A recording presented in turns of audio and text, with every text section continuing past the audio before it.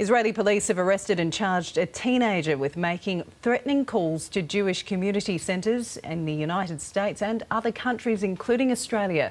A lawyer says the teen suffers from a medical condition that could impact the investigation.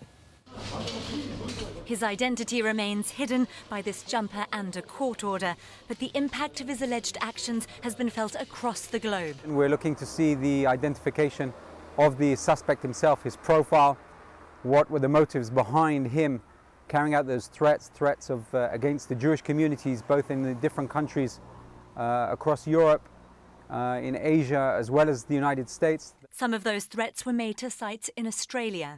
Just over 3 weeks ago, all the staff here at the Sydney Jewish Museum were evacuated after they received a bomb threat via a phone call. They say they still don't know who's responsible. Every group has that concern, that will it be targeted, and if so, will the authorities protect it? And we are very fortunate that we have outstanding police and outstanding authorities. Jewish community centres across the US have received more than 100 threatening calls since the beginning of the year. There's been a wave of hate crimes against a number of groups. Sports centres, schools evacuated.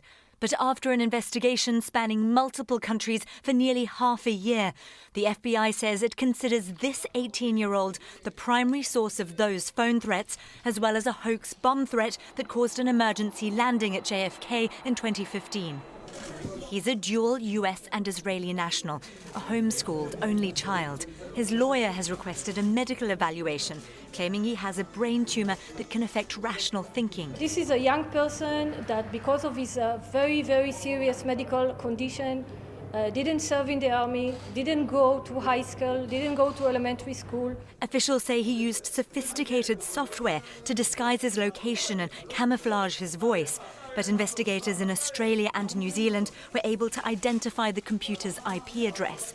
The Australian Federal Police say they're currently making inquiries with international partners to confirm reports of his arrest. US Attorney General Jeff Sessions saying the arrest shows they won't tolerate the targeting of a community for their religious beliefs. Now officials trying to understand why a Jewish teen would threaten his own community. Nastasia Tay, SBS World News.